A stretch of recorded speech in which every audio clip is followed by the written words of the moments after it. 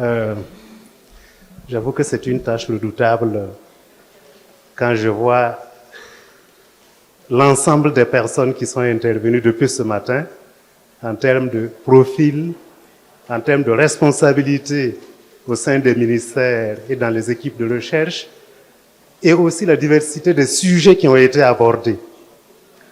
Je vais tenter de faire ce qu'on disait depuis le temps des Romains, le traducteur est un traître. J'espère ne pas trop trahir. Je ne vais pas être très long parce qu'on a un ministre qui disait toujours que ceux qui parlent doivent avoir pitié de ceux qui écoutent. Je vais essayer d'être aussi concis que je le peux. Alors, je vais présenter la synthèse des travaux que nous avons eus depuis ce matin, en commençant par l'introduction que le professeur Marchand a fait, et en faisant une synthèse aussi de la table ronde, mais en m'appuyant sur les 3 autres tables rondes qui ont été faites ce matin, depuis 2 jours, pour éviter d'avoir une approche linéaire, parce que là, je vais me perdre complètement.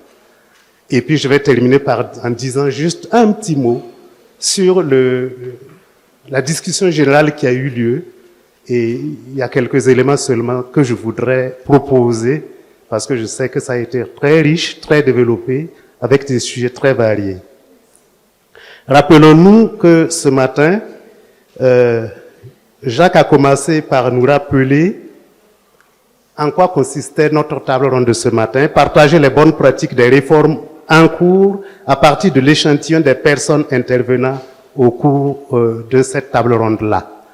Et il nous a rappelé un certain nombre de défis que je ne vais pas rappeler en détail, mais gardons toujours à l'esprit ce qu'il a dit à propos des inégalités qui représentaient un défi majeur et à propos de l'adaptation du curriculum, à propos des conditions d'études et en particulier ce qui était spécifique aux filles et d'une manière générale, les gros enjeux liés à l'amélioration de la qualité des apprentissages.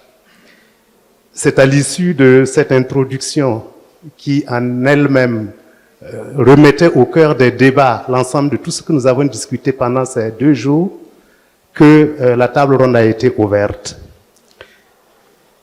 Nous avions autour pendant cette table ronde, des représentants de la Côte d'Ivoire, des représentants du Bénin, de la Guinée, de Madagascar, du Togo, du Cameroun, et je pense que c'est les représentants de tous les pays, puisque la plupart des personnes qui sont ici sont intervenues, par la suite, soit par des questions, soit par des contributions, ou encore des participants à la discussion générale. Rappelons-nous maintenant comme a été articulé les 3 tables rondes qui ont précédé celle de ce matin. La première concernait les transitions au niveau institutionnel, environnemental et socio-émotif. Donc, c'est sur les objets de ces 3 tables rondes-là que je vais faire la synthèse. Au niveau de cette première table ronde, ou plutôt du sujet de cette table ronde, retenons 2 ou 3 éléments saillants. Agir sur l'offre et la demande. Plusieurs propositions ont été faites, plusieurs informations ont été données sur ce qui était en cours et ce qui était à venir dans les différents pays. On pourrait retenir sur l'offre l'augmentation des capacités d'accueil et le rapprochement des établissements des bénéficiaires. C'est le cas des collèges de proximité qui ont été développés avec une participation active des bénéficiaires, comme c'est le cas en Côte d'Ivoire, au Togo, au Tchad par exemple. Il y a la suppression des paillotes au profit des matériaux définitifs qui a été signalée en Guinée, et d'une manière générale, la densification de la carte scolaire, comme il en a été plus précisément le cas au niveau du Cameroun. Il s'agit là d'un certain nombre d'actions en cours ou à venir concernant l'offre. Mais rapidement, il nous a été signalé que l'offre ne suffisait pas dans le système. Il fallait aussi agir sur la demande.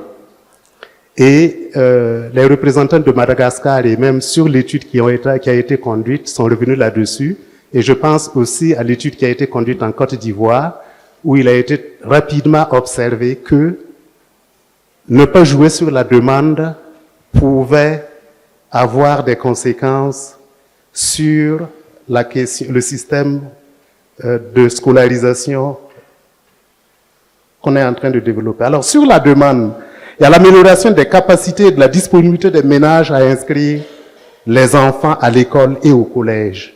C'est le cas de Madagascar, par exemple. Il y a la question des cantines scolaires dans la plupart des pays, avec un effort de contextualisation des services. Contextualisation des services, pourquoi? Les denrées alimentaires qui sont servies viennent des localités. Je me rappelle quand j'étais à l'école primaire, surtout toutes les boîtes de conserve, les gallons d'huile, c'était écrit Made in USA. Cette fois-ci, quand vous arrivez dans la plupart des écoles, c'est du niébé, donc du haricot local, c'est du riz local, il y a un effort de contextualisation qui est fait, et donc une possibilité pour la communauté de prendre en charge le service alimentaire de ces cantines-là. Et au niveau de la Côte d'Ivoire, cela a été signalé, par exemple. Il y a la gratuité de la scolarisation. Alors, cette question de gratuité, je pense que parfois l'arbre cache la forêt.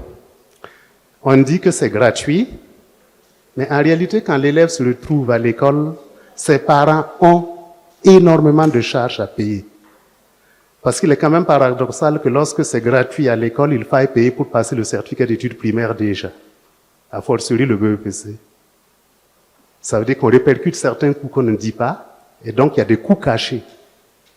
Il y a des efforts qui ont été faits pour supporter les manuels scolaires, ce qui fait qu'une partie de la gratuité peut être supportée. Mais quand vous prenez l'exemple de la Côte d'Ivoire, il faut trouver 10 000 francs pour payer, même si c'est remboursé par la suite. Et encore, c'est remboursé quand vous rendez tous les livres en bon état. La question de la gratuité, nous la prenons comme ça, c'est un service offert, mais j'ai l'impression que c'est une main de fer dans un gant de velours parfois. Donc ça, c'est aussi à réfléchir un peu plus. En tout cas, il y a des efforts qui sont faits pour la réduction des frais scolaires, des efforts qui sont faits sur la mise à disposition des manuels.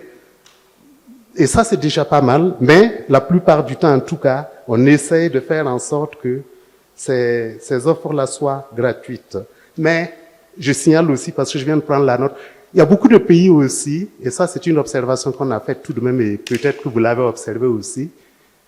Il y a un certain nombre d'engagements internationaux qui donnent droit à une gratuité, et dès que ces engagements internationaux disparaissent, la gratuité disparaît aussi. Et donc ça aussi, c'est à réfléchir, parce que la prise en charge autonome de l'éducation revient quand même au pays. J'ai promis d'aller vite. Il y a la question des réformes institutionnelles que nous avons vues dans tous les pays. À Madagascar, il s'est agi d'une nouvelle loi d'orientation qui est en train d'être implémentée. Je cite un exemple encore au Bénin où ils viennent d'adopter une stratégie nationale de l'enseignement et de la formation technique et professionnelle. Il y a l'extension de la scolarisation obligatoire avec parfois des termes qui sont parfois confus plutôt. C'est la question de l'école fondamentale ou l'école de base. Voilà. Il faudrait que tout cela soit clarifié probablement. Ce qui est sûr, c'est que certains pays ont adopté des démarches progressives, c'est-à-dire 6 ans plus 3, plus. Et donc, ça, c'est à noter aussi. Et il y a l'augmentation de la redevabilité des acteurs. On a insisté beaucoup là-dessus. Et je pense que c'est un élément très, très important parce que derrière la redevabilité, je pense notamment à la capacité, au renforcement des capacités, aussi bien sûr la gestion en général des établissements, la gestion des personnels, et aussi la prise en charge spécifique des questions relatives aux transitions, comme c'est le cas au Bénin, où disons, il y a un regard spécifique qui est porté sur cette partie de la redevabilité.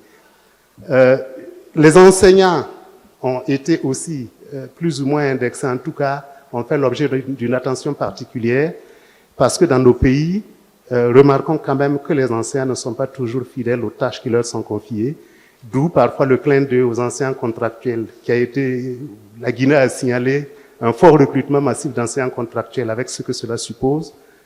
parce que assez souvent leurs conditions de vie sont précaires et c'est assez difficile dans la durée d'avoir des résultats qui tiennent la route. Donc c'est un regard aussi qui est porté là-dessus. Il y a les projets d'établissement, notamment les COGES ont été signalés en Côte d'Ivoire. On signale aussi particulièrement au Bénin quelque chose de très intéressant, c'est les lettres de mission qui sont, comment dirais-je, élaborées à tous les niveaux du système. Du coup, ça veut dire que s'il y a lettre de mission, il y a aussi compte rendu, rapport de gestion par rapport aux éléments de la lettre de mission. Donc l'évaluation de la personne concernée à quelque stade que ce soit et à quelque niveau que ce soit est sûrement facilitée. Comme j'ai promis, je vais prendre un certain nombre d'éléments spécifiquement. Au niveau du socio-émotif, il y a plusieurs acteurs plusieurs actions ont été évoquées, mais je voudrais porter une attention particulière sur la stratégie de préparation des élèves à l'entrée au collège. Je pense que l'anecdote qui nous a été donnée ici sur le bizutage, probablement que ça ne se fait plus, mais ça ne change pas toujours énormément sur la charge émotionnelle des élèves à l'entrée en sixième. Et lorsqu'on travaille, comme cela a été développé dans le cas du Togo, sur le rapprochement entre le CM2 et la sixième, à travers des visites, à travers de la rencontre entre les enseignants, à travers le partage sur la connaissance de la différence entre les deux systèmes, et probablement avec les opportunités qui sont offertes en sixième, ça atténue quand même quelque chose, parce que assez souvent, lorsque les systèmes sont très différents, les élèves, chez nous en tout cas, vous constaterez toujours qu'à partir de la sixième, les élèves sont laissés à eux-mêmes. Déjà, jusqu'au CM2, on l'amène à bicyclette ou à mobilette ou en voiture, et à partir du CM2, de la sixième, on lui dit, ben voilà ta bicyclette. C'est un peu son cadeau de réussite, voilà ta bicyclette. Donc désormais, il doit, pour ceux qui connaissent Ouagadougou, vous savez bien qu'est-ce que vous risquez comme journalièrement comme problème. Et l'enfant est capable de faire l'école buissonnière pendant peut-être 2 ou 3 semaines sans que son papa ne le sache toujours. Parce que l'enfant n'est plus accompagné à l'école, alors que jusque tout le cycle du primaire, il est accompagné. Donc, cette préparation à la transition entre le primaire et le collège est quand même susceptible de contribuer énormément au maintien des élèves au collège. Et je pense que l'exemple du Togo mérite que on s'y appuie pour réfléchir peut-être à ce qu'il faudrait faire pour améliorer le système dans les autres pays.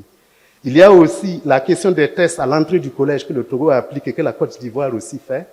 Et ça, ce sont des éléments qui participent aussi à, comment dirais-je, à diminuer les divergences, à combler un peu le fossé entre les deux établissements. J'ajoute aussi enfin au Cameroun, nous avons les conseillers pour la prise en charge psychosociale des élèves à l'entrée. Je pense que si c'était possible, ce serait très intéressant, bien que la mise en place d'un tel dispositif, c'est pas donné, parce que ça coûte probablement extrêmement cher. Même si on nous a pas dit qu'est-ce que ça coûte en termes de ressources, en termes de temps et tout ça. Un exemple portant sur l'amélioration de l'environnement, parce que ça concerne tous ces 3 parties, c'est aussi disons, le regard porté sur le rendement interne du système, mais à travers le rendement externe. Nous avons vu le Bénin et la Guinée, on parlait un peu de ça, notamment au Bénin, où on s'est rendu compte que lorsque vous avez une famille une famille relativement nombreuse, en Côte d'Ivoire, on a vu ça aussi dans l'étude, lorsque le premier, le deuxième, le troisième sont diplômés, mais qui n'ont pas de travail, ben, il est clair que le 4e ou le 5e qui vient n'ira pas à l'école parce que le papa se pose la question, entre venir à la boutique pour vendre avec moi ce que je fais, ou m'accompagner au champ pour récolter des bananes, qu'est-ce qui vaut mieux par rapport à l'école où je vais encore et encore, comment dirais-je, former un chômeur entre guillemets. Il faut dire une chose d'assez... L'école est tellement désarticulée par rapport à la société qu'un enfant scolarisé, c'est un enfant déconnecté même du travail quotidien de ses parents. C'est pour cela qu'en Afrique, vous verrez des ingénieurs agronomes qui viennent au champ, cravatés, avec des souliers cirés, très tôt le matin. Il n'est plus apte à faire quelque chose de ce que ses parents faisaient. Il calcule même moins bien que l'enfant qui n'a pas été à l'école quand il est dans la boutique de son papa. Donc, le parent se dit, mais à quoi ça sert de scolariser 2, 3 qui ne font rien, et continuer à scolariser 3-4. Donc, cet élément d'environnement-là, je me permets aussi de le signaler parce que c'est assez important dans les écoles africaines en tout cas. Il y a aussi l'amélioration du climat de travail qui a été évoqué par certains pays, et notamment le climat à l'interne de l'école, mais aussi du point de vue institutionnel, les relations entre les ministères, pour aller un peu plus haut, puisque nous sommes sur le plan institutionnel sur cette table ronde-là. C'est-à-dire qu'il y a des pays qui ont évoqué le fait que 3-4 ministères dialoguent peu pour un même problème. Du coup, je traite de ce segment de l'éducation, enseignement primaire, l'autre fait le post-primaire, l'autre fait le secondaire, et à la fin, on veut quand même qu'il y ait un continuum avec ça. Donc, ça n'améliore pas la résolution des problèmes que nous avons, et au niveau micro, c'est au sein des établissements même. N'oublions pas que les groupes d'animation pédagogique qui existaient dans certains pays, et dans beaucoup de pays d'ailleurs, fonctionnent généralement très mal actuellement. Donc du coup, au niveau scolaire, il y a problème. Donc ça, c'était concernant le premier volet de notes que j'ai prises. Ensuite, il y avait la deuxième table ronde qui portait sur les transitions au niveau pédagogique, curriculaire, linguistique et didactique. Alors ici, on a quand même, comment dirais-je, quelque chose d'assez important, c'est que la plupart des intervenants sont revenus sur des expériences qui sont menées presque de façon similaire dans tous les pays, avec les mêmes préoccupations et parfois avec les mêmes solutions, bien sûr contextualisées. Je relève tout de suite que l'idée du socle commun des compétences est venue vers la fin de nos discussions, mais devrait être placée quand même dès le début, dans la mesure où la plupart des pays qui sont ici, avec ou sans raison, bien réfléchi ou pas, pensent que l'APC est devenue l'approche la plus intéressante pour tous. Je ne discute pas l'APC, je discute le fait que beaucoup y sont allés sans réflexion préalable parfois, et parfois parce qu'il y avait eu derrière des financements qui demandaient qu'on aille à l'APC. Donc, ça veut dire que la question du socle commun de compétences, même si on l'a évoqué vers la fin, elle se place au début. Alors, des actions qui ont été proposées ici, la suppression des incohérences entre le primaire et le collège, aussi bien sur les approches, les curricula, avec un focus sur les langues et les mathématiques, les pratiques enseignantes et les pratiques d'évaluation. Vraiment, supprimer les incohérences entre les deux niveaux. Mais aussi, c'est harmoniser probablement à l'intérieur d'un même niveau toutes ces pratiques dont on a parlé. Donc ça va en droite ligne avec les réformes qui sont engagées. La plupart des pays ont défini des cadres d'orientation curriculaire. Certains sont en cours, d'autres sont déjà en place. Et ces cadres d'orientation curriculaire devraient permettre justement de travailler à la diminution ou à la réduction de ces incohérences dont plusieurs personnes ont relevé les effets dans cette salle. Les réformes mettent aussi au premier plan la question de la formation des enseignants. Ça relève de décisions institutionnelles, enfin, ça relève des politiques éducatives, mais parfois, il y a certaines combinaisons qui nous ont été signalées ici. Je prends le cas de la Côte d'Ivoire, qui est allée sur la régionalisation du recrutement et bien sûr la régionalisation de la formation, les CAFOP ayant été disséminés dans la région. Alors, il y a des expériences qui ont été conduites sur la question de régionalisation et je voudrais juste signaler que ça entraîne d'autres contraintes sociales au niveau des enseignants et ça entraîne une démobilisation aussi des enseignants. Parce que n'oublions pas que nous avons des jeunes enseignants qui sont parfois célibataires. Lorsque la personne se retrouve dans une région et que sa fiancée ou son fiancé est dans l'autre région, tous les week-ends, ils ne sont pas là, et ils ne sont pas là lundi et mardi, parce qu'il faut repartir voir la famille. Et plus les enfants sont jeunes, plus l'acidité diminue. Donc la régionalisation, c'est très bien. Vous fidélisez des enseignants dans une région, mais en même temps, le problème qui se pose, c'est qu'il y a une contrainte sociale. Il ne va pas rester 10 ans sans se marier. C'est une jeune fille, surtout dans nos localités, on finit par dire qu'elle est trop vieille pour être épousée. C'est encore pire ce que vous pensez. Donc, faudrait qu'on soit très, très, très vigilant là-dessus. Et quand vous avez 2 ou 3 enfants, il suffit qu'un soit malade pour que le couple se rejoigne et on laisse tomber l'école. Donc, c'est bien la régionalisation. Effectivement, le Burkina l'a expérimenté, ils l'ont abandonné très rapidement. Au bout d'une dizaine d'années, ça ne marchait pas. Donc, c'est des éléments qui ont été signalés, qui sont très intéressants. C'est comme la question des enseignants contractuels dont on demande énormément la formation. Le badigeonnage qui se fait en 2 semaines, ça a donné des conséquences très, très difficiles. Donc, ça aussi un élément que je note, formation initiale et continue. Alors, donc, il faut former autrement, mais aussi prendre en compte la question de la gestion des enseignants, rural versus urbain. La plupart du temps, tout le monde fonce vers la ville, regroupement, regroupement, regroupement. On retrouve dans les villes 3 enseignants dans une classe et parfois en campagne, 1 enseignant pour 2 classes. Donc, on recrute, on forme, mais il faut gérer. Il faut trouver des critères équitables de gestion, sinon le problème n'est pas encore résolu.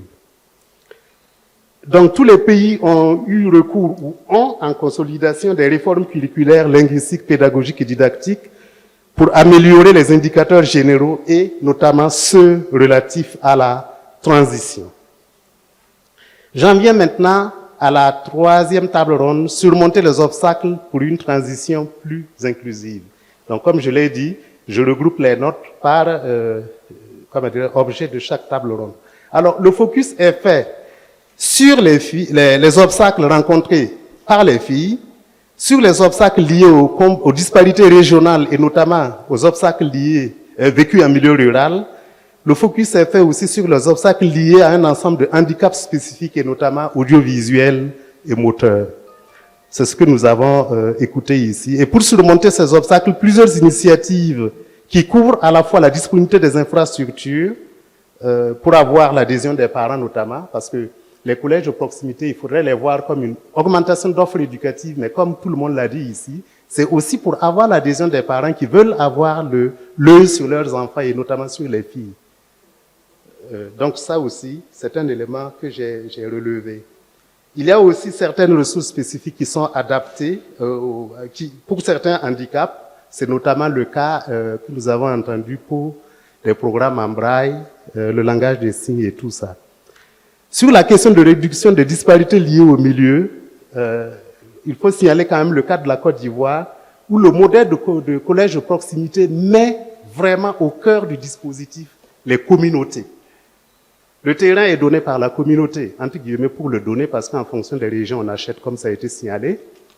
La communauté participe à la construction du collège, la communauté participe à la gestion du collège, et les enseignants sont fortement incités à s'intégrer dans la communauté pour que cette communauté-là puisse savoir quel est son rôle à l'école. Bien sûr, nous avons entendu des expériences ici de construction de collèges grâce à l'appui de l'AFD et tout ça. Et je me rappelle une phrase qui a été dite, malheureusement, la contribution de l'AFD s'arrête cette année, après les 2. Oui, ce malheureusement interpelle tout de suite les États pour qu'on trouve des moyens alternatifs pour que ces collèges de proximité ne s'arrêtent pas à ce malheureusement. Parce que si, par hasard, on mobilise la communauté, on devrait pouvoir résoudre un tant soit peu. Je ne dis pas qu'il faut se passer de l'aide. C'est pas ce que je dis. Je veux simplement dire que il y a moyen de faire en sorte d'avoir une synergie pour que tout cela puisse fonctionner le plus harmonieusement possible. Alors, ça, c'était sur le 3e. J'avais dit que je n'allais pas parler vite, mais j'ai parlé beaucoup, mais je me rends compte que je le fais. Oui, en conclusion, c'est super. Voilà, en conclusion, c'est pour parler du débat général qui a eu lieu ici. C'est ce que j'avais réservé comme dernière chose.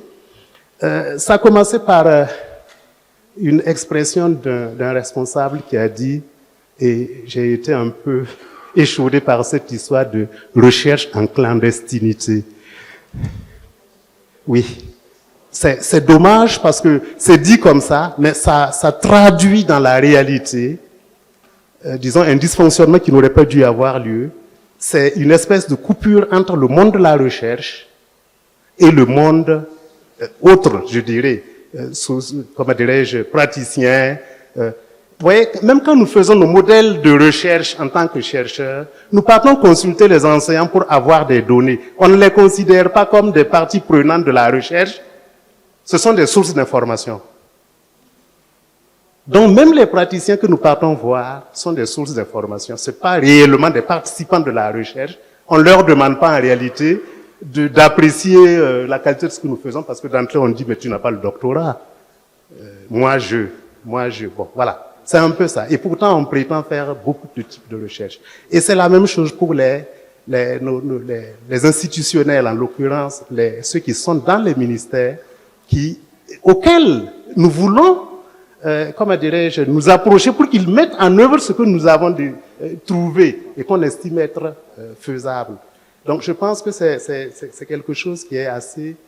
je voudrais juste insister là-dessus et rappeler certaines choses que dès la contribution de monsieur Jacques Marchand, il a dit réunion périodique entre la recherche et les ministères en charge de l'éducation pour discuter des points importants nécessitant l'éclairage de la recherche. Ça pourrait permettre de résoudre ce problème de la mise à disposition des données dont nous avons parlé. Parce que quand même un secrétaire général, quand il donne à ses services l'autorisation ou l'ordre, c'est encore mieux, de mettre à disposition des données, c'est assez rare que la personne chargée de remettre ces données-là ne le fasse pas. Mais il est clair que, à l'inverse, si l'agent s'adresse au secrétaire général ou à tout supérieur hiérarchique et lui dit, mais de quoi tu parles? Non, c'est hors de question, ben, on est arrêté. Donc, ces réunions périodiques qui a été suggérées par Jacques, je pense qu'il faudrait y réfléchir, y compris aussi les journées nationales de la recherche, dont on a parlé ici. La nécessité de collaboration entre les chercheurs de l'intérieur d'un même pays ou encore sud-sud, tout ça, ça a été évoqué. Et je pense que ça aussi, ce sont des éléments très intéressants. Et enfin, la question de des notes de synthèse périodiques qui ont été suggérées pour que, à l'endroit des praticiens, mais aussi à l'endroit des décideurs politiques. Voilà, je vais m'arrêter là. Je suis sûr que je n'ai pas dit la moitié de ce que vous avez entendu et retenu, et vous m'en excusez davantage, et vous m'en excuserez déjà. Merci, et je reste à l'écoute.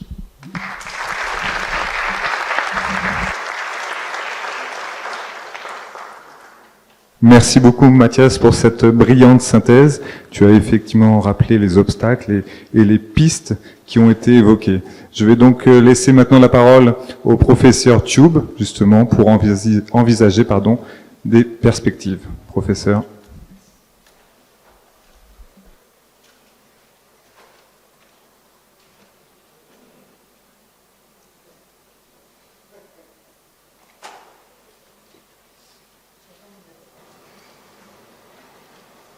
J'ai la chance d'avoir tout le temps pour moi.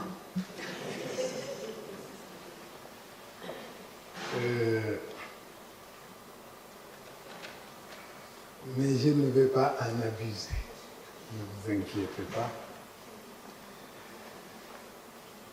Juste que j'ai été témoin de 2 jours et demi de discussions intenses, de présentation de résultats de recherche, de débats animés en table ronde par des praticiens, des administratifs, des politiques. Et en tant que témoin, j'aurais aimé avoir à côté de moi un juge et un avocat. Mais dans la présentation, il a été dit que j'étais un sage. Il y a 6 sages qui viennent de sortir le Sénégal d'une sorte d'impasse politique. Donc je vais essayer de suivre leur chemin parce que je suis très content et fier d'eux qu'ils aient rendu la justice. Le thème qui nous réunit, qui a fait l'objet de recherches sur presque 3 ans, et on sera d'accord tous d'une importance capitale. Parce que si je m'en tiens à la majorité des pays d'apprendre, ce sont des pays africains. Les sociétés africaines ne sont pas des sociétés de contrat. Ce sont des sociétés de rythme. Et nous avons questionné un rythme. C'est le passage d'un état, d'un moment de la vie à un autre moment. Et ceux qui connaissent ces cultures africaines savent que nous passons dans plusieurs rythmes dans notre vie, ce qui est le propre des sociétés humaines, mais que l'Occident, entre de gros guillemets, tend à un peu oublier. Donc, quelle que soit l'harmonisation que nous ferons, la cohérence que nous mettrons, ne supprimons pas le passage. C'est important dans la vie des êtres humains que la vie soit marquée par des moments de rupture qui sont exécutés avec des rythmes. Et surtout, ne demandez pas pendant le rythme pourquoi on le fait comme ça. Parce que quand vous essayez de le décrypter, de le rationaliser, il perd sa nature de rythme. Ces voies de passage sont importantes pour faire grandir nos enfants. Je vous ai dit à l'ouverture que j'avais été très fâché en 1968 quand les grévistes ont failli me faire que je ne fasse pas mon entrée en sixième. Parce que c'était un rythme très important pour moi. Ça me permettait de passer en sixième et de devenir un grand. Et à l'époque, on faisait la distinction entre un élève du primaire et un élève de CM2 et un élève de sixième par un simple symbole. C'était que les élèves du CI au CM2 avaient des sacs. Quand on passait en sixième, on n'avait plus un sac, on avait ses livres, on avait ses cahiers et on les portait comme ça. Malheur à celui qui était orienté en classique parce que le gaffio pesait très lourd.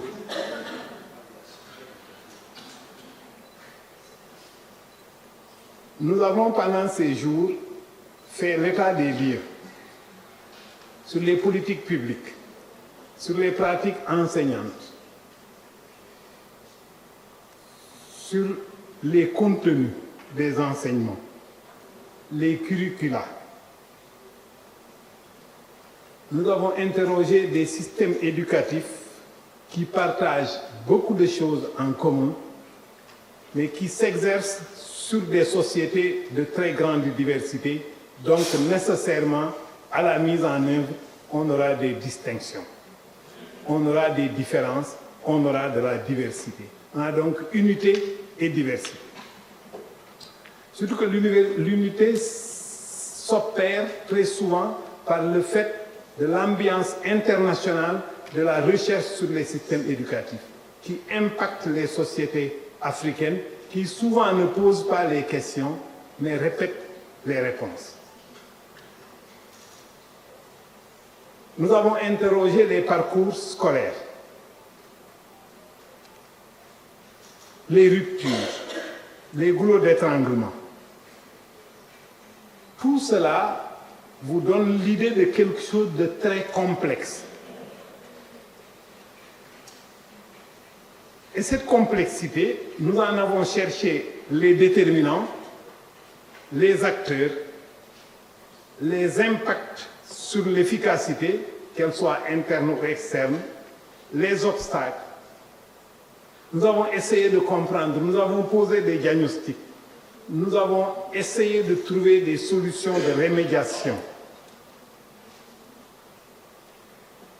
Les projets qui nous ont été soumis nous ont servi une masse incroyable d'informations, une littérature abondante, des concepts mobilisés, des outils d'analyse bien pensés.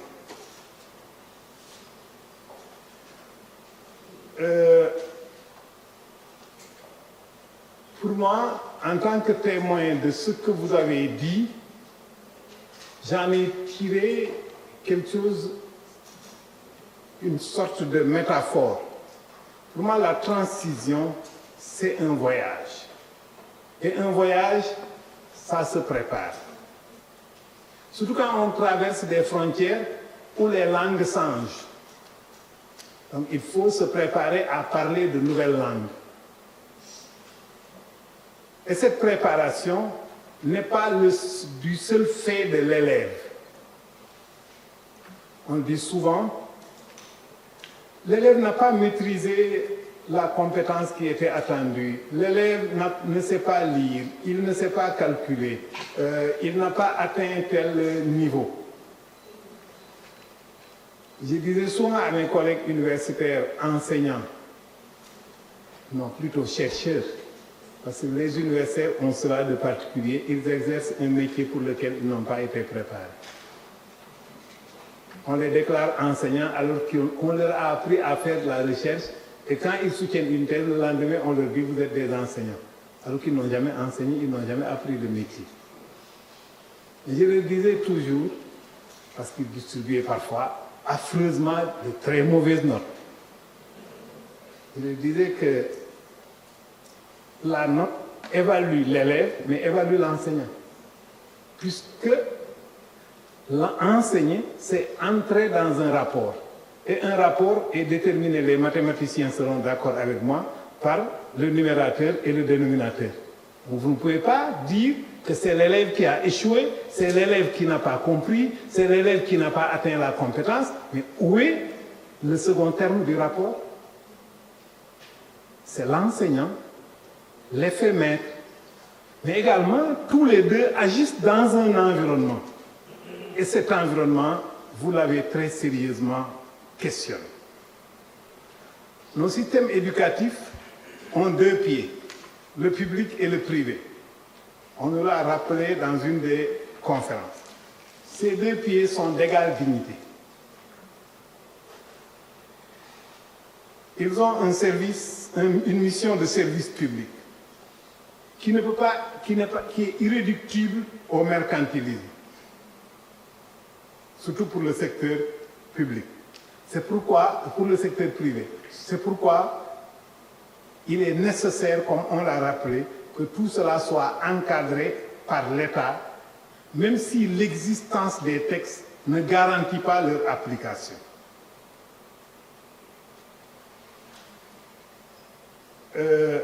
La transition, c'est une vieille histoire sous un jour nouveau. Ce jour nouveau, c'est l'objectif de développement numéro 4 qui interpelle les États à faire que tous les futurs citoyens, hommes et femmes, accèdent à un niveau de compétence par la scolarisation sur une durée plus ou moins longue, gratuitement et de qualité, et la maîtrise d'un certain nombre de compétences à la fin du cycle. Des efforts immenses ont été consentis par les sociétés et les États africains. Nous avons fait des pas incroyables dans la scolarisation, dans l'éducation. Quand on regarde l'histoire, même sur la courte durée, pendant la période de ce qu'on appelle les 30 glorieuses, le lendemain de la Deuxième Guerre mondiale, jusque dans les années 70, la marche de la scolarisation. Et ce qu'on observe aujourd'hui sur le continent africain, c'est l'arrivée massive de jeunes, des millions de jeunes qui accèdent à l'école, qui savent lire. Ne serait-ce que pour ça, ça valait la peine qu'on créât ces écoles. Nous avons fait de très, très grands pas dans la scolarisation. C'est ça qui nous a fait passer du refus de l'école. Parce qu'on l'oublie souvent, l'école pour pour laquelle on se bat aujourd'hui était refusée. Je ne sais pas si vous connaissez Cheikh Hamidou Kane avec l'aventure ambiguë.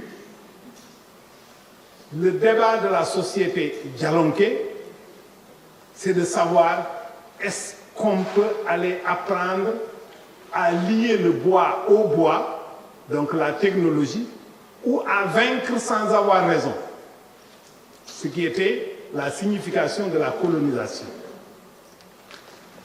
Le débat s'est posé de qu'est-ce que nous allons, est-ce que ce que nous perdons en allant à l'école vaut ce que nous gagnons? C'est sur ce fond historico-culturel que la Grande Royale, une dame, a tranché la question en disant qu'il faut envoyer les enfants à l'école occidentale. Et je pense qu'elle se trompait, parce que l'école qui a été introduite en Afrique, ce n'est pas l'école occidentale. On fait souvent l'erreur. L'Afrique n'a pas été occidentalisée, elle a été colonisée. Donc l'école qui a été créée ici, c'est une école coloniale. Ce n'était pas l'école de la France, ce n'était pas l'école de l'Angleterre, ce n'était pas l'école africaine, parce que l'Afrique avait des écoles, c'est une école coloniale. Et en tant que telle, elle a été refusée. Mais l'école a ce secret que même si c'est un instrument d'aliénation, il comporte toujours un élément qui éveille une capacité de résister, de se libérer et d'aller de l'avant. Quelque aliénante qu'elle soit, le fait d'apprendre à quelqu'un à lire et à écrire lui donne des armes d'une efficacité redoutable. Donc on est passé du refus de l'école au désir de l'école. Et ce désir est immense dans toutes les sociétés africaines. Et les États y répondent en mobilisant des ressources, recrutant des enseignants, construisant des infrastructures. Ceux à qui on confie l'école passent des heures et des heures à y réfléchir. Des recherches sont menées, comme l'a montré notre rencontre d'aujourd'hui. Donc il n'est pas question de dire que de faire du misérabilisme ou de faire du victimisme, c'est de dire qu'effectivement, l'école a acquis une base très solide aujourd'hui dans les sociétés africaines, même s'il reste de très, très nombreux problèmes à résoudre. Il faut partir de cette conviction forte. La massification appelle des réponses équitables et inclusives. Alors surgissent de nombreuses questions, des défis inédits dans la diversité des contextes qui n'en partagent pas moins des traits communs. Équité, inclusion, intégration, cohérence, tout ça ont été des mots-clés de notre rencontre dont je témoigne. La transition institutionnelle, environnementale et socio-émotive nous a mobilisés.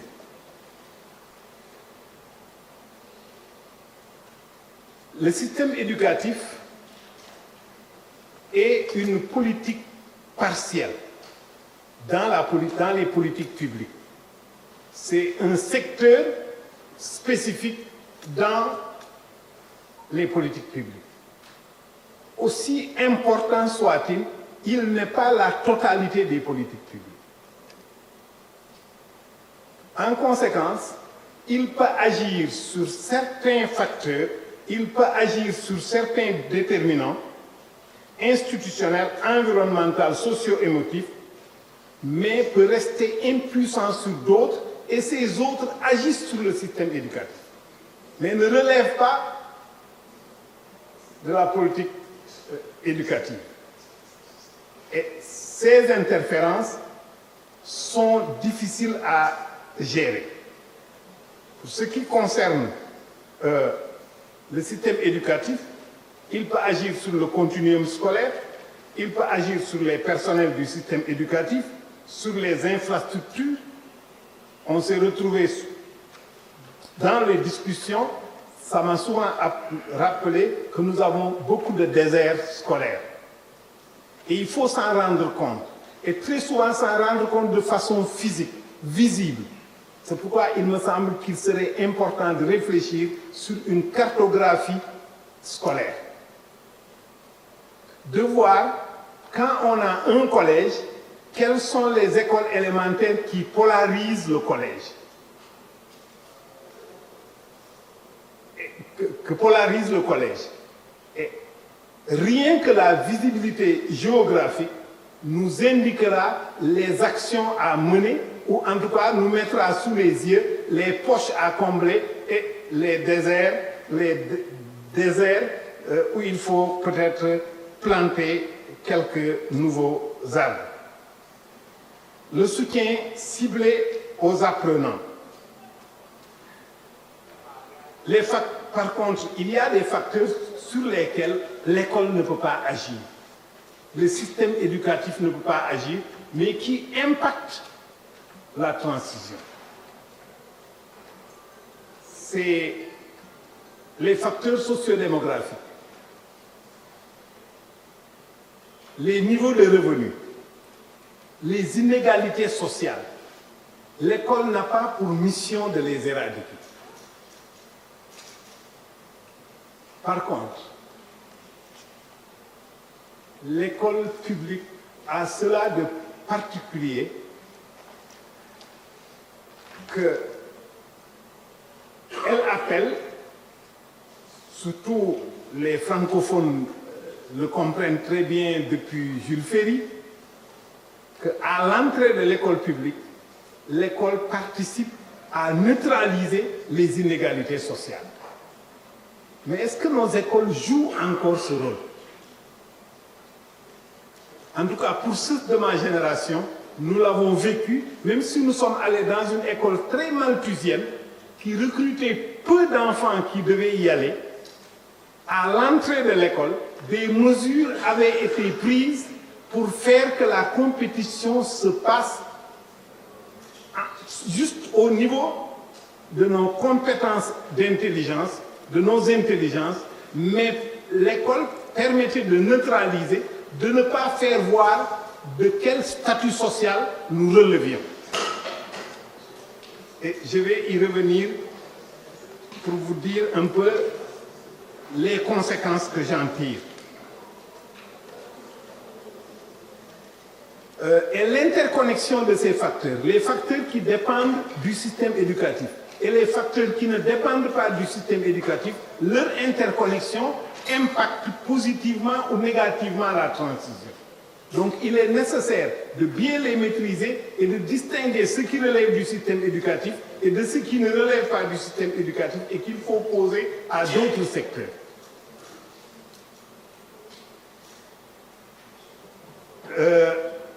Ce qui fait que les actions sectorielles peuvent ne pas être efficaces pour résoudre les problèmes.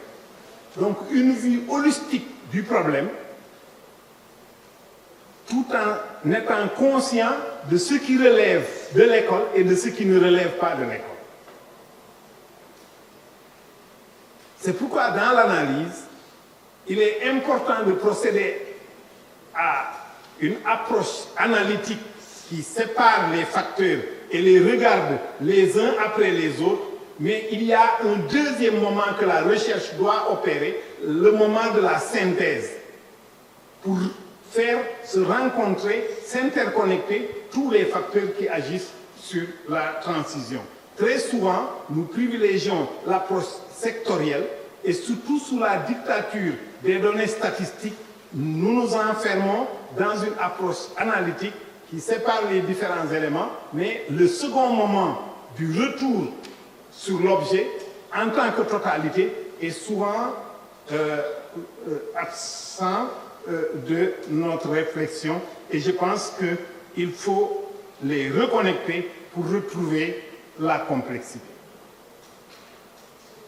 Et en ce moment-là, on découvrira que nos systèmes éducatifs savent très peu de choses de nos élèves.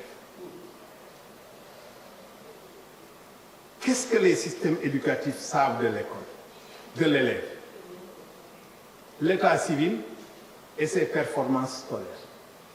très souvent. Nom, prénom, date et lieu de naissance. On a discuté beaucoup d'élèves qui n'ont pas d'état civil. Et même ça, il y avait des solutions dans l'ancien régime. Mais souvent, on ne connaît que l'état civil et les performances, c'est-à-dire il y a le livret de l'élève, son carnet de notes, on sait qu'il est bon en maths, il est faible en français. Mais pourquoi ce qu'il y a derrière que l'école ne voit pas? Il faut, je pense, prendre des dispositions, étudier, faire des recherches pour voir comment l'école peut saisir énormément de données qui concernent chaque élève pour pouvoir comprendre les difficultés auxquelles il peut être confronté ou les performances positives qu'il obtient, ou parfois les ruptures. Je vais vous raconter une anecdote à ce propos. J'ai fait l'école dans un lycée, enfant confié. L'école était à 30 minutes de chez moi, de la 6e à la 5e. En classe de 4e, je devais aller au grand lycée. J'avais 5 km à faire à pied le matin, midi, 15h et 17h ou 18h. Au premier semestre, en classe de 5e, j'avais une moyenne de 16,5. Au premier semestre, j'ai eu 9,5 de moyenne. Mes camarades de classe ont diagnostiqué pourquoi j'avais 9,5. Ils ont dit qu'en 5e, j'avais un gris-gris que ma mère m'avait donné et le gris-gris était perdu. Quand je suis allé chez moi, je suis rentré, mon père a reçu mon bulletin de notes, toute la famille s'est réunie, ils ont eux aussi apporté leur diagnostic. Il y en a qui ont dit que c'est la longue marche que je faisais, qui m'avait fait maigrir au point qu'ils ne me reconnaissaient pas, qui a été à l'origine de ma contre-performance. D'autres ont dit, non, il a de nouveaux amis. J'étais seul à savoir pourquoi mes notes avaient baissé. La maison où j'habitais, où j'étais confié, il n'y avait pas d'élèves, il n'y avait que des apprentis tailleurs. Mon oncle était un fervent musulman. Quand il allait se coucher ou travailler la nuit, c'était un aiguilleur des chemins de fer. Les apprentis tailleurs avaient cousu de petites pochettes avec des chiffons et dans lesquels on avait introduit des pions de damier et toute la nuit on jouait aux dames. C'est l'année où j'ai appris à jouer aux dames. Et c'était la raison pour laquelle j'avais 9,50 de moyenne. Quand je suis revenu, j'ai amené le damier auprès du chemin de fer qui passait près de chez nous et je l'ai brûlé. Deuxième semestre, j'ai eu une moyenne de 17,25. L'école ne connaissait rien de moi. L'école ne connaissait rien de moi. C'est pourquoi je pense que cette déficience des systèmes d'information, on doit réfléchir sur comment mettre en place un suivi des élèves pour pouvoir détecter les raisons de leurs difficultés ou les raisons de leurs performances positives. Nous l'ignorons très souvent et eux, les élèves, souvent, ils le savent. On peut y remédier en pensant à une socialisation au moment de la transition, une nouvelle socialisation. Qu'est-ce que j'appelle une nouvelle socialisation?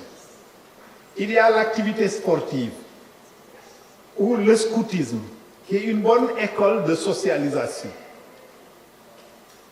Mais également, organiser des journées d'accueil et d'intégration des élèves quand ils arrivent en 6e, d'organiser un rite, organiser un rituel où chaque élève, à chaque élève, on remet, élève de 6e, on remet sa carte d'identité scolaire avec sa photo, on lui trouve un ancien qui lui remet un objet symbolique, ou peut-être figurera son nom, et cet ancien qui peut être en classe de 3e veillera sur son cadet.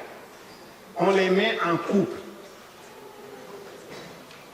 Ce n'est pas venu comme ça de ma tête, c'est que je l'ai vécu. J'ai un petit-fils qui est à l'école militaire, au Prytanée militaire de Saint-Louis. On m'a empêché de le voir pendant 3 mois pour lui faire un brainwashing, comment on dit ça en anglais? Lavage de cerveau pendant 3 mois. Et à l'issue, on a organisé une grande cérémonie en décembre. Ils ont défilé, on les a mis debout devant les parents et chaque élève de 6e avait un élève de seconde qui lui a mis son béret, lui a mis ses galons et lui a attaché un écusson. Et là, celui qui l'a fait est son correspondant dans l'école. À chaque fois qu'il a des problèmes, il s'adresse à lui et celui-là s'occupe de lui, le socialise dans l'école. Je crois que ces correspondances-là, et qui existaient dans les traditions africaines de l'initiation, je pense que c'est un rite de passage qui permet d'avoir des informations qui souvent ne préoccupent pas l'école et qui sont très importantes pour le suivi des difficultés des élèves. Donc entre anciens et cadets, et ça se maintient jusqu'à l'âge adulte.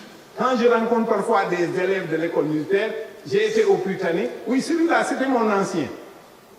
Et ils le disent avec beaucoup d'émotion. Je pense que ce rite-là pourrait aider à socialiser l'élève dans le nouveau contexte où il arrive. On pourrait y réfléchir sur les formes d'un pays à un autre.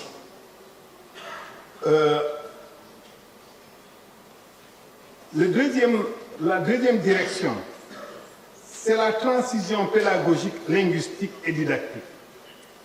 Comme je l'ai dit, l'intrant le plus important dans l'éducation, pour moi, c'est le maître. Quand il est dévoué, engagé et déterminé à considérer ses élèves comme ses enfants, tous les autres acteurs sont obligés de suivre. Les parents d'élèves vont suivre, l'État est obligé de suivre. Là aussi, je vous donne un exemple. Il y a un village qui s'appelle Anambé Kouta au Sénégal. Un collectif d'enseignants y a pris une génération d'élèves, les a portés au bout de 4 ans à avoir 100% à l'examen du BEPC. Dans ce village, l'école était en paille. Ils n'avaient pas d'ordinateur. Ils n'avaient presque rien. Ils ont eu 100% au BEPC. Les écoles qui sont à Dakar, dotées de tout, étaient autour de 30% de réussite. Comment ça s'explique? Bien sûr, c'est l'effet maître. Ce sont les maîtres dévoués. Et à la distribution des prix du concours général, le président de la République a donné ordre qu'on construise l'école avant la prochaine ouverture, que l'école soit en dur et dotée d'une bibliothèque, dotée de tout ce qui était nécessaire pour faire avancer. Donc quand les maîtres fonctionnent très bien, l'État est obligé de suivre. Et les parents d'élèves sont obligés de suivre. Et les élèves sont dans la même dynamique. Donc, réfléchir à nouveau sur la formation des maîtres. Et surtout penser à la continuité pédagogique et didactique entre l'élémentaire et le secondaire, que les maîtres s'interconnectent, se connaissent mutuellement. Faire que les maîtres également consacrent la totalité de leur temps de travail aux élèves. Ça manque souvent dans nos établissements. Les enseignants sont connus pour être très frondeurs. Ils ont des syndicats très puissants, au point que tout le monde a peur de leur dire la vérité, de leur dire souvent, monsieur, madame, vous ne travaillez pas suffisamment. On ne leur dit presque jamais. Et je vais vous donner un exemple qui indique un vrai problème d'effectivité des enseignements et d'effectivité du travail. Je ne sais pas ce qu'il en est dans les autres pays, mais dans mon pays, quand j'étais instituteur, à 17h, mes élèves, je leur remettais les cahiers de devoirs qu'ils amenaient à la maison et je les corrigeais le soir et je préparais mes fiches pour le lendemain. Et c'est l'argument qui était utilisé pour dire que les enseignants doivent être logés ou bénéficier d'une indemnité compensatoire. du fait qu'ils font le gros de leur travail à la maison. Aujourd'hui, je fais toutes les villes du Sénégal, à 17 h, je ne vois aucun élève qui amène aucun cahier dans la maison d'aucun maître. Pourtant, les cahiers sont corrigés. À quelle heure? À l'heure où on doit faire cours, on demande aux élèves front contre la table et on corrige les cahiers parce qu'on a peur que si l'inspecteur arrive, les cahiers ne soient pas corrigés. Donc ça, c'est une observation plate, empirique, qui permet de s'en rendre compte. Donc, le maître doit être formé, mais surtout dans la formation, ce n'est pas seulement académique, il faut penser aux autres éléments de l'engagement, de la détermination et de servir. Au point que ce n'est pas parce qu'on est contractuel qu'on doit travailler et que quand on devient titulaire, on ne doit plus travailler. Le système doit réfléchir. Mais ça demande de la motivation. C'est la même chose que quand je dis consacrer la totalité du temps de travail aux élèves, c'est qu'une partie du temps de travail est souvent consacrée au privé. Et cette relation publique-privée doit être réglementée. Le privé doit recruter son personnel, ses enseignants, et l'école publique a ses enseignants, mais on ne doit pas avoir une circulation des personnels entre les deux, sauf pour les inspecteurs qui peuvent appuyer le privé à améliorer sur ces transitions pédagogiques et linguistiques. Je voudrais revenir sur la question de la langue. On a expérimenté dans beaucoup de pays l'utilisation des langues nationales, des langues premières. Tous les tests, toutes les expérimentations qui ont été faites se sont révélées positives. On continue d'en faire, on en a fait énormément et chaque fois c'est la même conclusion. C'est concluant, c'est bon, il vaut mieux commencer par enseigner avec les langues maternelles des élèves, c'est efficace, mais on ne passe jamais à l'échelle et on ne généralise jamais. Mais pourquoi les gens ne se posent pas la question, pourquoi on ne généralise jamais? Moi, je me suis posé la question du choix de la langue et du fait qu'il y a un blocage de la généralisation de l'utilisation des langues nationales au niveau de toutes les écoles, de tous les systèmes éducatifs. C'est que les élites ne sont pas d'accord avec cela.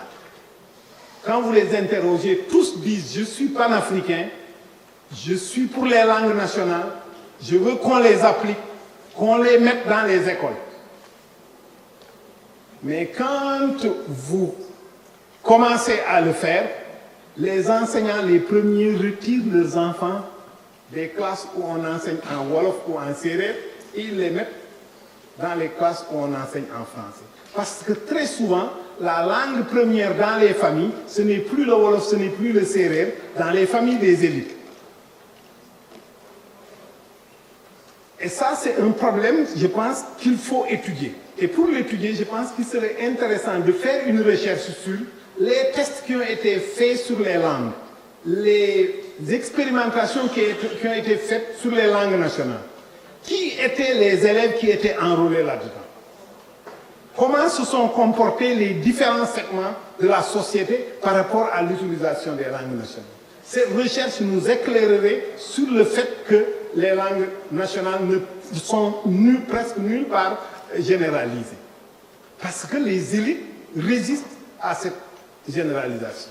Et de plus en plus, la langue première dans les familles des élites, ce ne sont plus les langues africaines, ce sont des langues europhones. Donc, l'étude sur les tests corrélés, sur l'origine sociale des apprenants qui y ont pris part, je pense que c'est très important. Pour le choix des langues, moi je suis très libéral, et c'est le seul endroit où je suis libéral sur les langues, le choix des langues. Je ne suis pas un libéral politique ni un libéral économique, mais je suis un libéral linguistique. On ne doit pas poser le problème en termes idéologiques. C'est simplement de dire, pour choisir une langue, allons au marché et écoutons la langue par laquelle on marchande.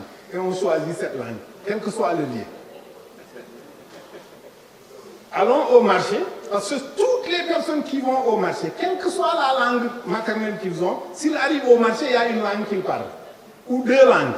Ce sont ces langues qui sont pour ce terroir-là, les langues du marché. Et dotons-les des ressources nécessaires pour qu'elles soient des langues d'enseignement, et le problème peut être, je pense, réglé, même s'il restera encore quelques difficultés à résoudre. Il faudra les outiller, leur donner du matériel pédagogique, des ressources sémantiques, c'est très important pour dire la science. La correction des disparités régionales, on doit aussi y réfléchir. En fait, c'est en partie hors de portée du système éducatif. C'est une correction politique liée à l'équité territoriale. Et pour cela, l'implantation des infrastructures économiques culturelles, le RSE peut y aider. Quand vous avez une grande entreprise minière qui intervient dans une région qui pollue le terroir, qui détruit l'environnement naturel, récolte des ressources, mais on peut quand même exiger qu'elle s'occupe des écoles, de l'infrastructure. Au niveau public, si les universités sont concentrées dans les grandes villes, il n'y a pas un effet d'entraînement. Mais si on les implante dans les régions déshéritées, là où il y a une université, se crée une nouvelle vie qui facilite l'accès à des ressources culturelles, qui permettent le passage et qui augmente la performance des systèmes éducatifs inférieurs, l'élémentaire et le secondaire, et ça peut contribuer à rendre plus efficace la transition.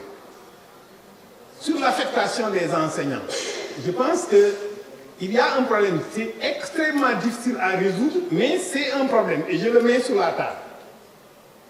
Qu'est-ce qui se passe? À l'issue de la formation des enseignants dans une école de formation, à la sortie, où est-ce qu'on les affecte? On les affecte tous en brousse. Ma promotion, je l'ai vécu. Tous en brousse. C'est des enseignants inexpérimentés qui viennent de commencer leur carrière. On les affecte à l'endroit le plus défavorisé. Et les enseignants les plus expérimentés, parce qu'ils ont les points nécessaires, sont affectés en ville, dans les endroits les plus favorisés. On inverse l'équité. On inverse l'équité. Je n'ai pas la solution. Mais je pense que si on y mettait de la motivation financière, que rester en campagne permet de gagner un peu plus, une prime, parce qu'à l'époque coloniale, ça se faisait, c'était la prime coloniale. Les Européens qui acceptaient de venir servir dans les colonies, ils avaient une prime. Ceux qui acceptent d'aller dans les zones déshéritées, ça doit apparaître dans leur salaire. Je ne dis pas que c'est la solution, mais en tout cas, je dis que c'est un problème. Les enseignants les plus expérimentés sont dans les endroits les plus nantis, et les enseignants les moins expérimentés. Et quand ils commencent à être expérimentés, ils quittent la campagne. Ils ont les points nécessaires pour aller dans les milieux les plus favorisés. C'est un vrai problème de notre système éducatif. Comment surmonter les obstacles? Je compare souvent nos systèmes scolaires, et particulièrement l'université, à une autoroute à péage qui n'a pas de bretelles. Quand vous avez faim, vous n'avez pas de bretelles pour sortir, manger et revenir. Quand vous avez besoin d'essence, souvent vous n'avez pas de bretelles pour aller chercher de l'essence et revenir sur l'autoroute. Et on exige que toutes les voitures roulent à une vitesse minimum. Toutes les voitures doivent rouler à une vitesse minimum. Et il n'y a pas de bretelles de sortie. La seule façon de sortir, c'est de faire un accident. On vient vous ramasser, vous êtes un cartouchard, on vous jette hors de l'autoroute pour permettre aux autres de circuler. Et quand vous arrivez au bout, vous tournez autour du rond-point qui s'appelle chômage. Il y en a bien sûr et nombreux qui trouvent du travail, mais ça met un peu de temps pour le faire. Je pense que dans le secteur élémentaire et secondaire, l'autoroute a au moins des aires de ravitaillement. Et la transition est un moment de ravitaillement où on est gonflé à bloc et on peut franchir l'aire de ravitaillement et repartir à la vitesse qui est demandée. Sauf que, de plus en plus, le taux de transition devient de plus en plus une commande politique et non une performance pédagogique. Ça, c'est un problème aussi. Quand je dis qu'il n'y a pas de bretelles, je veux dire par là qu'à un moment ou à un autre, un élève doit pouvoir sortir du système parce qu'il a été préparé à aller exercer, il a été préparé à aller apprendre autre chose que l'enseignement général, et il peut sortir sur une bretelle. Et il doit être aménagé des moyens de revenir sur l'autoroute. On ne doit pas condamner quelqu'un parce qu'il a fait une sortie vers une formation professionnelle qu'il ne peut plus venir dans le système général pour améliorer à nouveau et ressortir vers une bretelle professionnelle beaucoup plus élevée. Ces sorties et entrées doivent être pensées et aménagées. Pour moi, l'obstacle majeur à l'équité et à l'inclusion reste le creusement des inégalités sociales. L'école n'a pas pour mission de les éradiquer, mais plutôt de les neutraliser. Comment on les neutralisait à l'époque?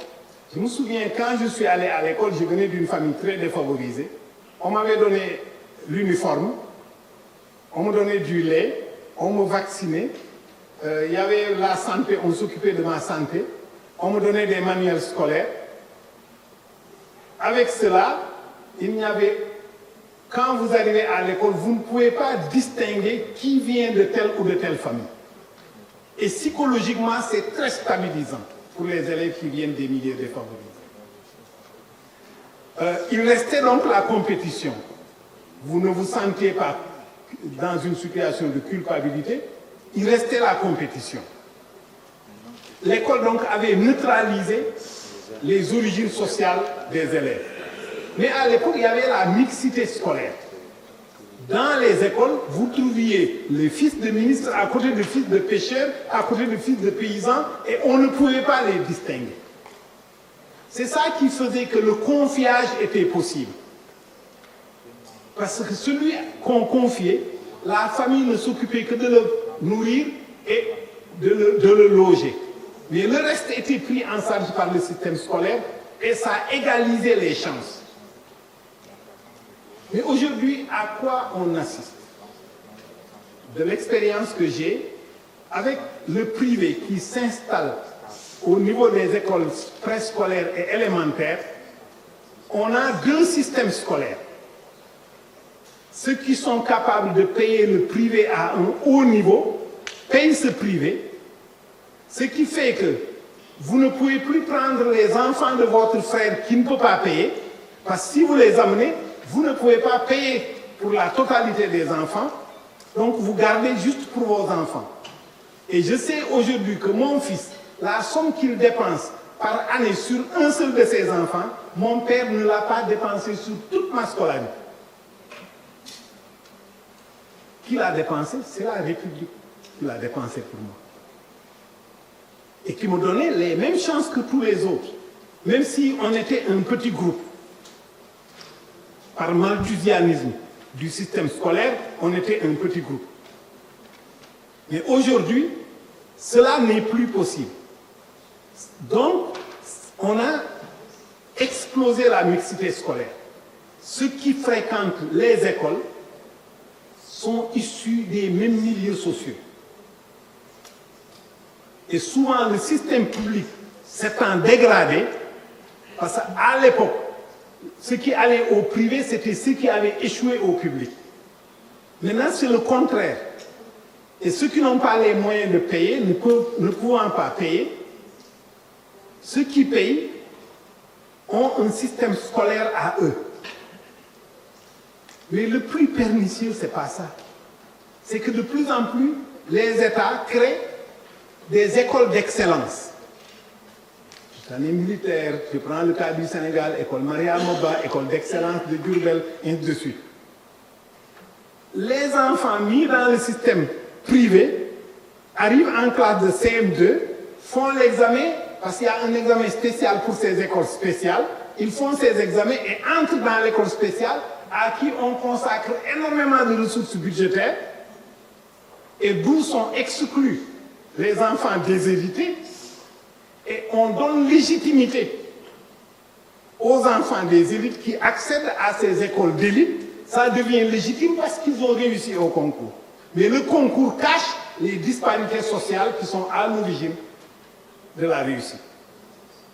Nous devons y réfléchir parce que ça crée deux systèmes scolaires et ça distend la nation, ça distend notre commun vouloir de vie commune. Et l'école qui avait la fonction de réduire les inégalités participe à leur creusement. Et ça, nous devons en être très conscients. L'école, en tout cas l'école de la République, dans laquelle moi j'ai grandi, dont je suis un salafiste, avait cette fonction et je l'ai vécue dans ma chair. Et aujourd'hui, je pense que si nous n'y prenons garde, la fin de la mixité scolaire, l'arrivée massive des élèves dans les écoles, la dégradation du système public d'enseignement et la création d'écoles d'élite où on accède par examen spécial préparé en souterrain dans le privé, légitimement l'accès des élites à ces écoles pose un vrai problème de cohérence de nos sociétés et des systèmes d'enseignement. Nous avons, pour répondre à la massification, un recrutement massif d'enseignants souvent peu formés, ce qui fait que les élites désertent le système public vers le privé préscolaire et élémentaire parce qu'ils misent sur le fait qu'à partir de la transition, ils auront leurs enfants dans les écoles d'excellence financées par les budgets de l'État en toute légitimité. Plus de mixité sociale, plus de solidarité familiale, avec des écoles d'excellence publique où on accède par concours, ne réussissent que le privé légitimement une ségrégation sociale qui mobilise d'énormes ressources budgétaires publiques en faveur d'une minorité d'apprenants issus de l'élite sociale. Cela participe de la non-atteinte de l'objectif de développement numéro 4, traiter les enfants, les garçons et les filles sur un pied d'égalité est rompu. L'enseignement n'est ni gratuit ni de qualité et la maîtrise des savoirs fondamentaux peut poser problème. On arrive en 6e sans savoir lire. Le contrôle de la maîtrise du socle de connaissances par étapes consolidées, c'est-à-dire que si on a un socle de connaissances à maîtriser en fin de cycle, il faut penser aux étapes intermédiaires. Ça doit être séquentiel. On ne doit pas pousser simplement les élèves à accéder en fin de cycle pour se rendre compte qu'ils ne maîtrisent pas les fondamentaux. Il faut le vérifier pas à pas. Et donc vérifier à chaque étape quel est le nombre d'élèves qui maîtrisent. Mais ne pas attendre la fin du système pour dire que non pas le niveau, tant pour cent, la zone intermédiaire doit être également interrogée par les chercheurs, par les praticiens et par les administratifs. Ce qui appelle la réflexion sur une culture de qualité. Construire des référentiels nationaux, assurer l'évaluation externe et interne, l'auto-évaluation, et faire respirer le système et s'assurer de l'effectivité des enseignements. Je crois que ma langue qui parle est en train d'épuiser vos oreilles et elle a piqué d'elle. Donc, je vais faire quelques éléments télégraphiques et conclure. Il y a énormément de réformes dans nos systèmes scolaires. Dans toutes nos réunions, on dit on a entamé une réforme, on a entamé une réforme. On a presque l'impression qu'il y a une maladie qui s'appelle la réformite qui s'empare de nous. Parce qu'à chaque fois, il y a de nouvelles inventions. On avait la pédagogie par objectif, ensuite comment on appelle ça? l'APC, et souvent on ne se pose pas la question de la philosophie qu'il y a derrière. On l'adopte sans avoir réfléchi. Je ne dis pas que ce n'est pas bien, comme l'a dit tout à l'heure Mathias, mais pour s'approprier quelque chose, il faut en connaître tous les ressorts. C'est la gestion axée sur les résultats. Ça remonte à Aristote, en passant par Pascal, l'imaginaire cybernétique. Et tout ça ne nous intéresse pas, on nous amène la gestion axée sur les résultats, on en apprend les règles et tout le monde l'adopte et on ne réfléchit pas au soubassement idéologique et philosophique qu'il y a derrière. Donc les réformes, on les salue, je les salue, c'est très important de réformer le système, mais il me semble qu'il est parfois bon de laisser le système se stabiliser dans une réforme sur une longue durée, on l'évalue et après on passe à autre chose. Moi je suis sûr que l'année où je suis entré à l'école, jusqu'en terminale, il y a eu, peut-être quand on le compare à la période actuelle, le nombre de réformes que l'école a connues, je pense que ce sera incomparable. Donc il me semble important de réformer le système, de le penser, d'y réfléchir, de l'adopter au monde, mais le monde que nous nous approprions. Nous sommes du monde, mais nous y sommes particulièrement, d'une façon spécifique. Et nous devons l'affirmer en pensant nos réformes à partir de nos contextes. Et ça, les chercheurs ont le mot à dire en relation avec les administratifs, avec les politiques, mais à partir d'une réflexion endogène. Joseph Kizerboz disait que celui qui passe la nuit sur la nappe d'autrui risque de terminer la nuit à terre. Donc, ne fétichisons surtout pas les données statistiques qui ne disent pas tout. Parce qu'aujourd'hui, l'économie a tellement submergé nos sociétés,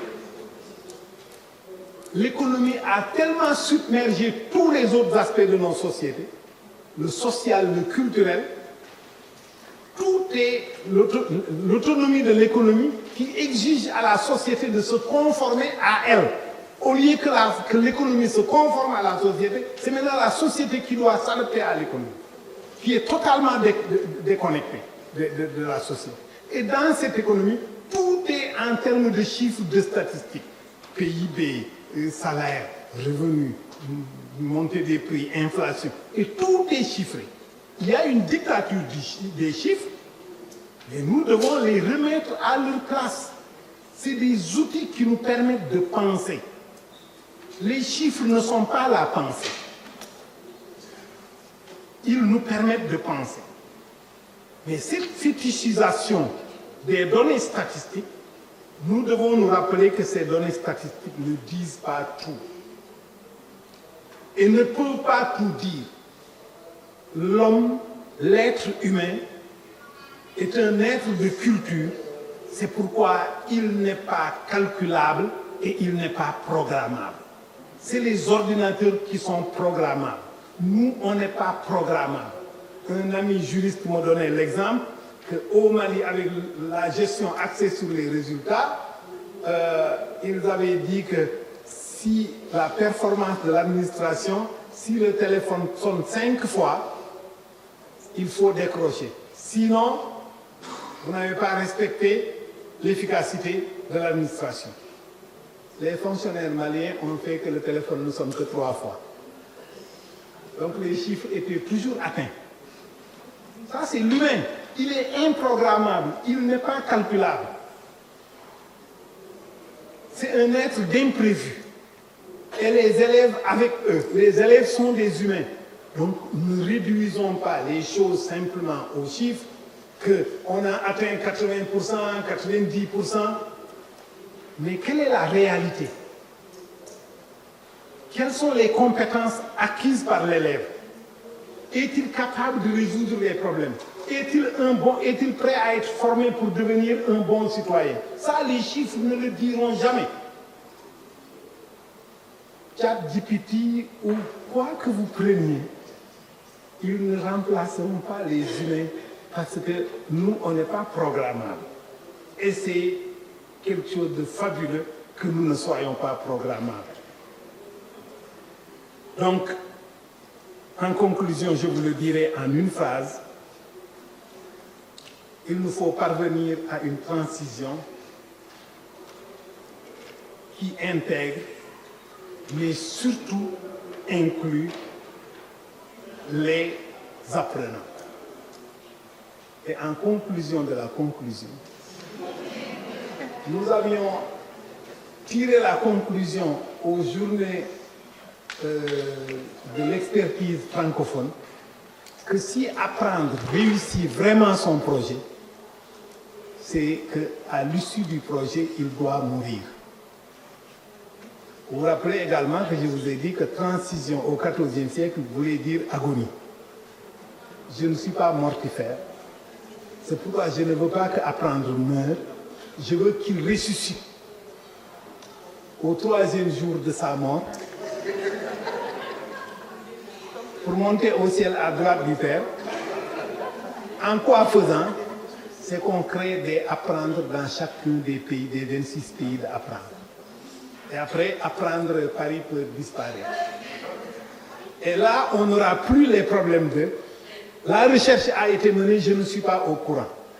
S'il y a un apprendre dans chaque ministère, réunissant un conseil scientifique, une coordination, mobilisant des ressources et ayant des référents apprendre dans chaque région, quand on nationalisera apprendre, je pense qu'on aura atteint l'objectif de mourir, de faire mourir apprendre, de le faire ressusciter au 3e jour et qu'il s'installe à droite du Père. Je vous remercie de votre attention.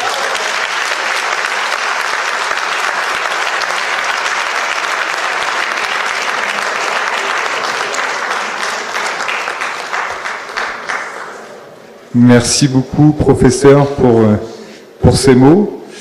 Fantastique. Difficile d'enchaîner après ça. Je retiens aussi l'idée du voyage pour cette transition école-collège et faisons tout pour que ce voyage soit le plus long possible. Je vais laisser maintenant la parole au directeur régional de l'AUF pour l'Afrique centrale et les Grands Lacs, avant de laisser la parole au professeur Oyono, secrétaire général du ministère de l'Éducation de base du Cameroun, pour clôturer ses travaux.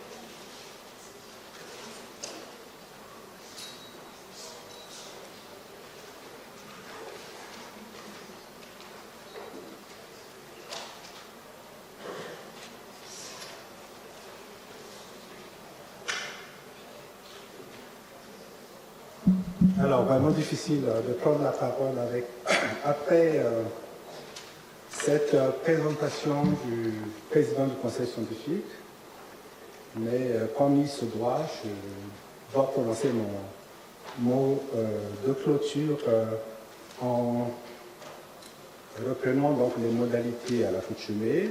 Monsieur le secrétaire général et le ministère représenté, Madame la directrice de l'AFD, je pense qu'elle n'est pas là. Monsieur le président du conseil scientifique, chers collègues, mesdames et messieurs, alors que notre séminaire sur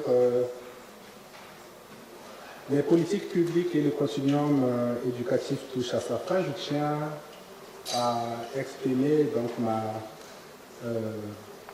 gratitude envers chacun d'entre vous pour votre engagement déjà et votre accompagnement, contribution active à ces discussions enrichissantes. Durant ces 3 jours, vous avez explorer les défis et les opportunités associées à la transition éducative, partageant des expériences et des pratiques prometteuses issues de divers contextes.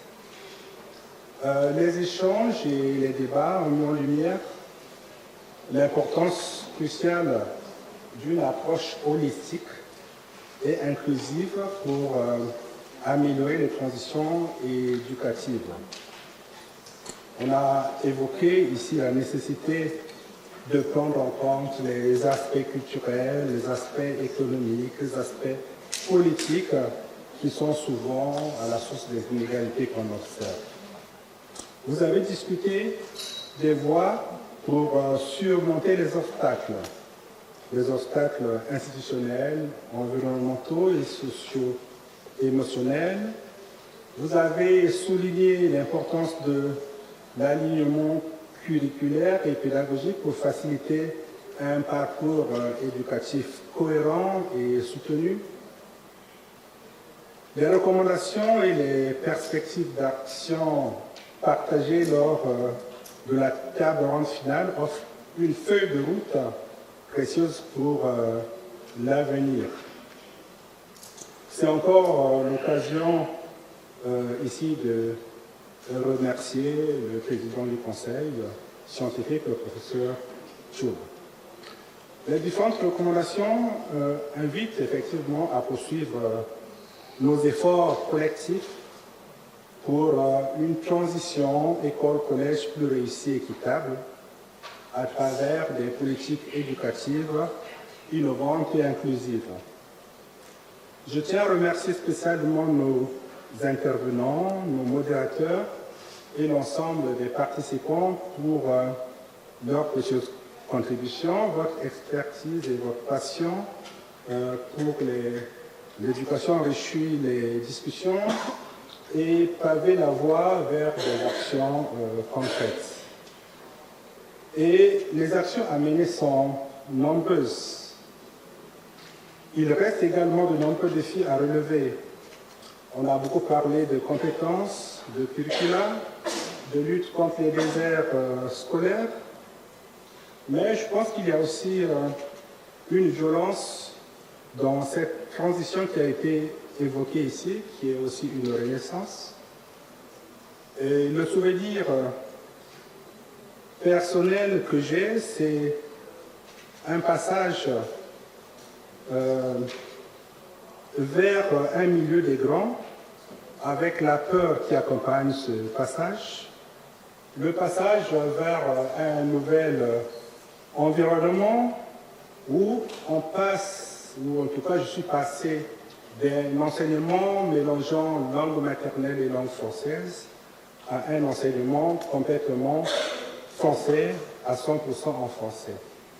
Donc c'est aussi une violence avec tous les plaisirs, bien entendu, qui accompagnent cette transition. Pour moi, ça a été de troquer le petit Bermuda à un pantalon qui m'a permis de passer à l'âge adulte et de me comparer aux grands. Ceci pour vous dire que chacun de nous a un ressenti différent de cette transition. D'où la nécessité, comme cela a été évoqué ici, de l'approcher à travers une méthode complexe, comme cela a été dit aujourd'hui. En conclusion, je vous invite à rester connectés, à partager nos progrès et à continuer à collaborer pour transformer les défis en opportunités. Ensemble, nous pouvons faire avancer le continuum éducatif pour assurer une éducation de qualité pour tous. Encore faudrait-il que nous soyons d'accord sur ce qu'on entend par éducation de qualité. Je suis sûr que si on pose la question ici à chacun d'entre vous, les réponses seront très différentes. Merci encore une fois pour votre participation. Au plaisir de nos futures collaborations. Pour ceux qui viennent de loin, nous espérons vous revoir dans la région Mais en attendant, je vous invite à profiter de Yaoundé, la ville de cette colline. Encore une fois, merci. Merci à tous les participants. Merci aux membres de la DRAC-GL qui se sont impliqués dans l'organisation de cette belle rencontre. Merci à l'ensemble de l'équipe Apprendre, avec son chef de file, ici présent, Jérôme. Merci aux experts. Merci à l'Agence française de développement. J'en ai terminé. Merci.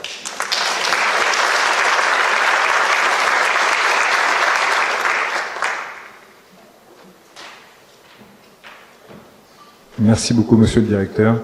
Je laisse maintenant la parole à Monsieur le Secrétaire Général. Bonsoir à tous. Je crois qu'après tout ce qui a été dit, je devrais passer directement à la formule de clôture. Parce que le mot du ministre, c'est véridique de tout ce qui a été dit. Et comme j'ai l'obligation de le lire, vous allez souffler un tout petit peu, sachant que, comme l'a dit le directeur, à la fin, vous pourrez profiter de la vie.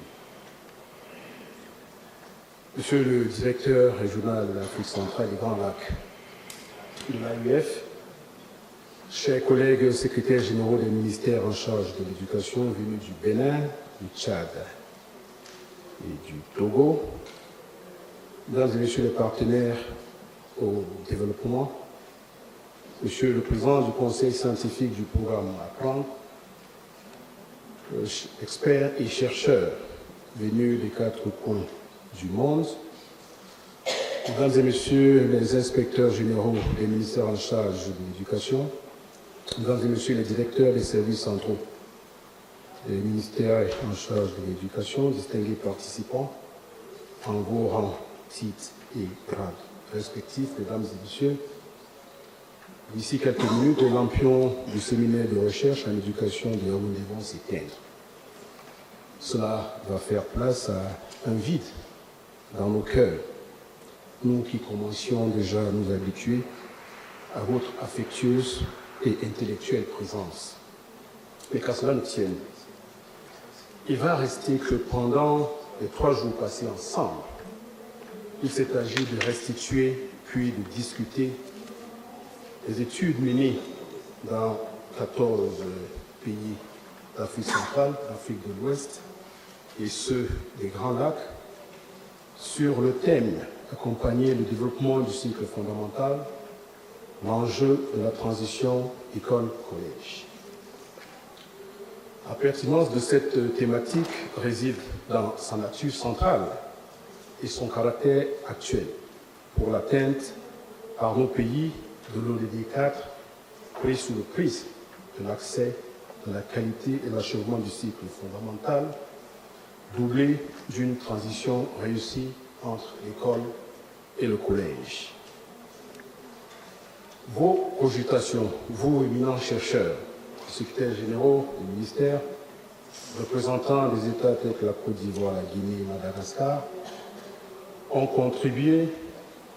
constitué le substrat dithyrambique que doit être cette transition école-collège.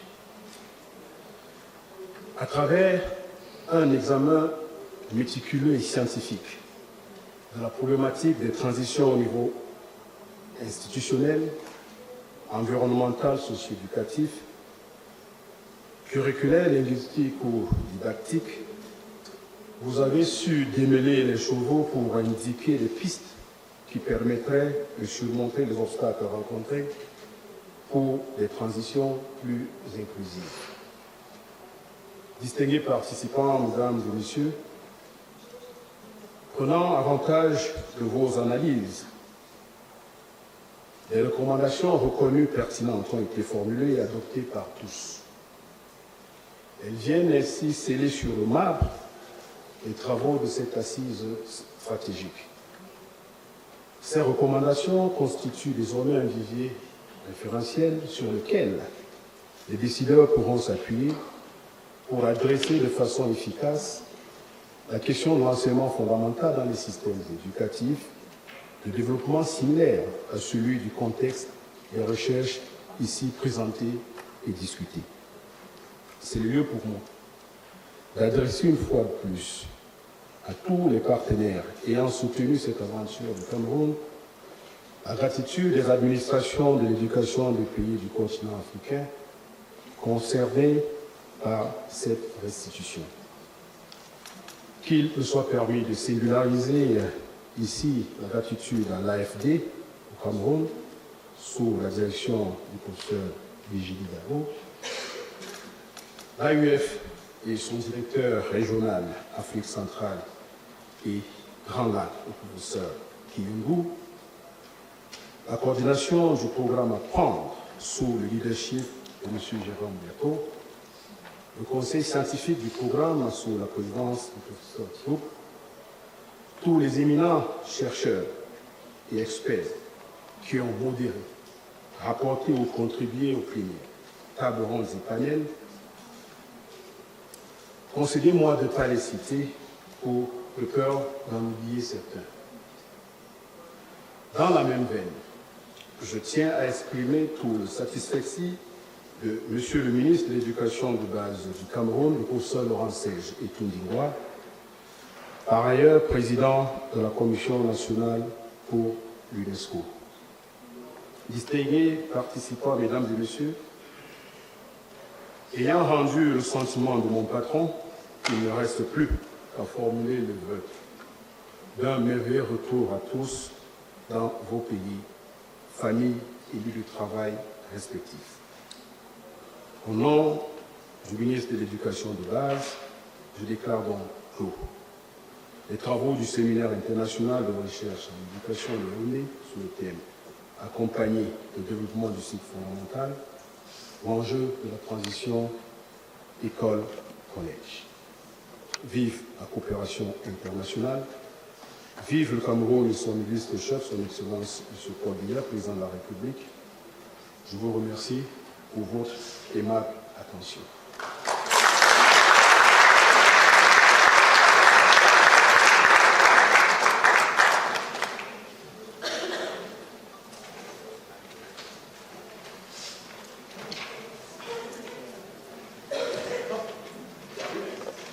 Merci beaucoup, Monsieur le Secrétaire Général. Vous avez clôturé les travaux. Donc, je remercie une fois de plus tous les participants à cet événement, donc les secrétaires généraux des différents pays qui étaient invités, bien sûr les porteurs de projets, sans qui cet événement n'aurait pu être tenu, les membres du conseil scientifique, représentés par son brillant président. Une fois de plus, Monsieur le secrétaire général, ça a été un grand plaisir d'être accueilli ici à Yaoundé pour présenter les travaux des recherches portés par le programme Apprendre qui, je l'espère, Monsieur le Président, ne va pas mourir demain et continuera encore les prochaines années. Un très grand merci.